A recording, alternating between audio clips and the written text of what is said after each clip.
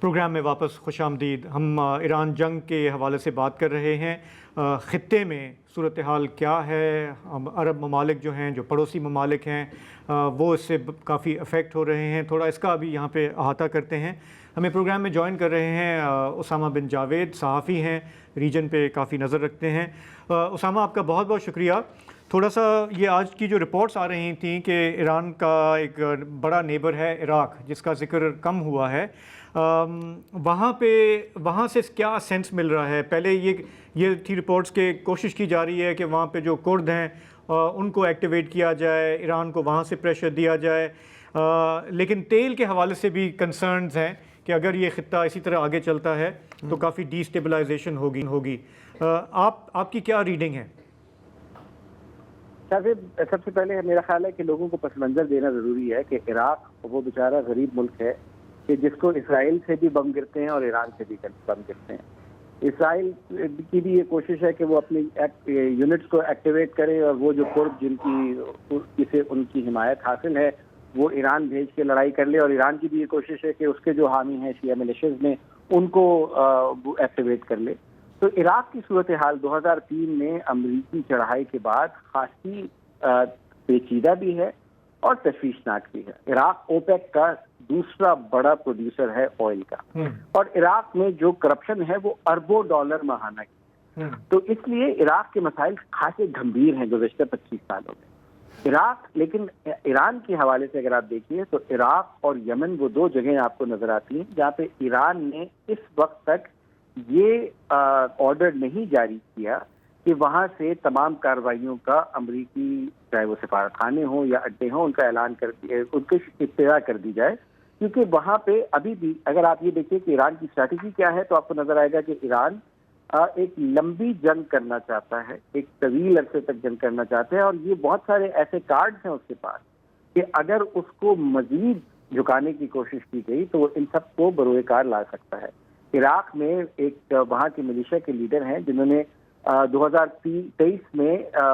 غزہ میں جنگ شروع ہونے کے بعد ایسے ڈرون بھیجے جس سے انہوں نے اسرائیلی فوجی ہلاک کیے۔ تو میری بغداد میں ان سے ملاقات ہوئی اور میں نے ان سے پوچھا کہ مجھے پتہ چلا ہے کہ آپ کو خاموش رہنے کا آرڈر دیا گیا ہے، تو وہ خاصے برہم ہوئے اور مجھ سے کہنے لگے کہ بھائی اگر یہ لوگ یہ سمجھتے ہیں کہ وہ ہمارے ملک میں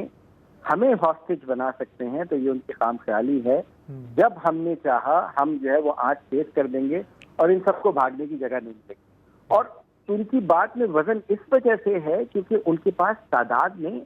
ہزاروں لوگ موجود ہیں۔ اگر آپ کو یاد ہو داعش کے خلاف جنگ میں ان ملیشیاز میں 80,000 سے 1,20,000 کے لگ بھگ لوگ موجود تھے۔ تو اگر ان کا ایک اشر اشیر بھی کسی ایک بیس پہ، کسی ایک سفارت خانے پہ چڑھائی کر دیتا ہے تو چاہے آپ کے پاس کوئی بھی ہتھیار ہوں آپ ان نمبرز کا مقابلہ نہیں کر سکتے۔ تو اس لیے یہ بہت سارے کارڈز ہیں جو ابھی بھی ایران کے نشتر میں موجود ہیں، اور مجھے لگتا یہ ہے کہ اگر امریکہ کی خواہش ہے کہ اس جنگ کو مزید بڑھایا جائے، جیسا کہ آپ کو نظر آ رہا ہے ہزاروں امریکی فوجی اس خطے میں آتے ہوئے، تو ایران کے پاس بھی ابھی ترکش میں کافی تیر موجود ہے۔ اچھا اسامہ، مجھے یاد آ رہا ہے کہ ویتنام میں جب امریکہ اور شمالی ویتنام میں جنگ ہو رہی تھی تو برابر کے دو ملک تھے، کمبوڈیا اور لاؤس، وہ بیچارے خامخواہ رگڑے گئے، اور ان پہ آپ کو پتہ ہی ہے کہ کتنی شدید بمباری ہوئی اس زمانے میں، مسلسل 5 سال تک۔ اب عراق سے جو خبریں آ رہی ہیں کہ ایران جو ہے وہ شمالی عراق میں جو کرد ملیشیا ہیں ان کو نشانہ بنا رہا ہے، امریکہ جو ایران نواز پاپولر موبلائزیشن فورس ہے جس کے بارے میں آپ نے ابھی بات کی، اس کو نشانہ بنا رہا ہے، اور پاپولر موبلائزیشن فورس وہ اتنے وسیع اس کا نیٹ ورک ہے کہ وہ امریکی ٹھکانوں کو نشانے بنا رہے ہیں۔ ابھی میں دیکھ رہا تھا کہ کیمپ وکٹوریا میں کوئی بلیک ہاک ہیلی کاپٹر ہے امریکی فضائیہ کا، وہ تباہ کرنے کی موبلائزیشن فورس نے ویڈیو جاری کی۔ تو اس کا مطلب یہ ہے کہ ہم کیا یہ سمجھیں کہ عراق جو ہے وہ ڈیفیکٹو طور پہ میدان جنگ کا حصہ بن چکا ہے؟ جی بس میرا خیال ہے کہ عراق جو ہے وہ کسی بھی معاملے میں، چونکہ آپ کو یاد ہوگا کہ 2003 میں ایک کاغذی حکم نامے سے عراق کی فوج کو تحلیل کر کے وہاں پہ ایک نئی حکومت بنائی گئی تھی، اور اس حکومت میں ایران کی حمایت یافتہ لوگوں کی خاصی تعداد موجود تھی، اور چاہے وہ داعش کے خلاف جنگ ہو یا امریکی فوجیوں کو باہر نکالنا ہو، ان کا ایک بہت گہرا اثر وہاں پہ موجود ہے، اور نہ صرف تعداد میں بلکہ ہتھیاروں میں۔ آپ نے وہ جو جس کیمپ وکٹری کی بات کی، وہ ایس پی وی ڈرون ہے، وہ ڈرون ہیں جو استعمال ہو رہے ہیں اس وقت یورپ میں یوکرین اور رشیا کی جنگ میں، اور یہ ابتدائی حالات ہیں، یعنی ابھی بھی براہ راست عراق میدان جنگ کا حصہ نہیں ہے۔ یہ آپ کو ٹریلر دکھایا جا رہا ہے کہ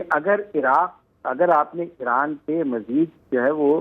ناکہ بندی کرنے کی کوشش کی، مزید چڑھائی کی، تو پھر عراق کو بھی ایکٹیویٹ کیا جا سکتا ہے، یمن کو بھی ایکٹیویٹ کیا جا سکتا ہے۔ یہ مت بھولیے کہ 2014 سے لے کے آج تک یمن کے حوثیوں کو آپ لگام نہیں ڈال پائے۔ اگر وہ آج چاہیں کہ باب المندب بند کر دیں، جس سے آپ کو تیل کی فراہمی جاری ہے، جس سے سعودی عرب جو ہے وہ اپنی پائپ لائن کے ذریعے بہت ساری برآمدات کر سکتا ہے، وہ بند کرنا بھی ایک آپشن اس وقت ایران اور ایران نواز گروپوں کے ہاتھ میں ہے۔ تو اس لیے خطے کی، پاکستان کی، علاقائی مختلف اور طاقتوں کی پوری کوشش یہ ہے کہ کسی طریقے سے ان کو اس درخت سے نیچے اتار لیا جائے کہ جس کے آگے صرف خودکشی نظر آ رہی ہے، کیونکہ اس کے نتائج نہ صرف ایران اور مشرق وسطیٰ کو بھگتنے پڑیں گے، اس کی جو آج کی لپیٹیں ہیں اس میں پاکستان اور اس سے آگے جا کے یورپ اور امریکہ تک سب لوگ زد میں آئیں۔ اچھا، میں ایک اور آخری سوال آپ سے کرنا چاہ رہا ہوں کہ انسانی تھریش ہولڈ یا قوت برداشت کی بھی ایک حد ہوتی ہے، اور اسرائیل کی، امریکہ سے زیادہ اسرائیل کی دلی خواہش ہے کہ خلیجی ریاستیں بھی اب نعرہ لگا کے کود ہی پڑیں نتائج کی پرواہ کیے بغیر۔ تو آپ کے خیال میں یہ کوششیں کس لیول پہ اس وقت تک پہنچی ہیں کہ ان کا جو صبر کا پیمانہ ہے وہ ٹوٹ جائے؟ دیکھیے، میرا خیال ہے کہ آپ کو یہاں پر بات دینی پڑے گی کہ مشرق وسطیٰ نے خلاف توقع بے پناہ تحمل کا ثبوت دیا ہے، اور آپ کو یہ بھی یاد رہے کہ ان کی اس خطے کی جو تاریخ ہے انہیں ابھی تک لوگ بھولے نہیں ہیں کہ ایران عراق جنگ میں عراق کو اکسا کے کہا گیا تھا کہ تم چڑھائی کر دو ایران پہ، ہم تمہارے پیچھے کھڑے ہیں، اور پیچھے سے جو کھجی پہ چڑھا کے سیڑھی کھینچ لی گئی، اور اس کے بعد کہا کہ بھائی اتنے کا راکٹ آتا ہے، یہ ہم سے راکٹ تم خریدو، ایران سے کہا تم فلانے سے خریدو، اور وہ جنگ 8 سال چلتی رہی۔ اور چاہے وہ عراق کی ایران کے ساتھ جنگ ہو یا چاہے ماضی قریب کی جو جنگیں ہیں، وہ آپ یاد رہیں تو امریکہ کے کردار لوگوں کو یاد ہے۔ اس وجہ سے اس خطے میں جو اس وقت ڈبیٹ چل رہی ہے وہ نہ صرف یہ ہے کہ ہمیں کسی طریقے سے جنگ کا حصہ نہیں بننا ہے، متحدہ عرب امارات اور بحرین کو نکال دیجیے اس ایکویشن سے، اور دوسری طرف یہ بھی ہے کہ آئندہ آنے والا جب دن جنگ بندی ہوتی ہے ہمارا لائحہ عمل کیا ہوگا، کیونکہ اگر ہم یہ سمجھتے تھے کہ امریکی اڈوں سے ہمیں سیکیورٹی ملے گی تو کیا وہ سیکیورٹی ہے یا لائبلٹی ہے، اس کا بڑا زبان زد عام پہ جو ہے وہ آج کل اس خطے میں لوگوں کے بارے میں، لوگوں کے درمیان نہ صرف تشویش پائی جاتی ہے بلکہ سنجیدگی سے سوچ و بچار بھی کی جا رہی ہے۔ بالکل ٹھیک ہے اسامہ، آپ کا بہت بہت شکریہ، تھینک یو سو مچ۔ تو یہ ابھی تک عراق کا جو پورا معاملہ ہے وہ ریڈار پہ بہت سارے لوگوں کے نہیں ہے اتنا، اور یہ جو انہوں نے نشاندہی کی کہ یہ بھی ایکٹیویٹ ہو سکتا ہے، یمن ایکٹیویٹ ہو سکتا ہے، مطلب ہم تو کہہ رہے ہیں کہ یار یہ اندھے کو بھی نظر آ رہا ہے، جس طرف آپ لے کے جا رہے ہیں یہ کسی کے کنٹرول میں نہیں رہے گا۔ اصل میں اندھے کو تو نظر آ رہا ہے، لیکن نظر تو انہیں بھی آ رہا ہے جو اس طرف ان سب کو ہنکار کے لے جانا چاہ رہے ہیں، لیکن مقصد ہی یہ ہے آپس میں لڑکے برباد ہو جائیں تو میدان صاف ہوگا کہ اسرائیل اس خطے کی سپر پاور بن جائے گا، چاہے وہ ریاستیں ٹوٹنے کی وجہ سے ہو، چاہے وہ غزہ کی طرح اسکورچڈ ارتھ پالیسی ہو، چاہے ان کو لولا لنگڑا کر دیا جائے، الٹیمیٹ گول یہی ہے۔ اندھے کو تو نظر آ رہا ہے، لیکن جو لوگ اندھے بن رہے ہیں ان کو بھی نظر آ رہا ہے، اور میری مراد ہے اسرائیل سے۔ یار اسرائیل بڑا مزیدار ملک ہے،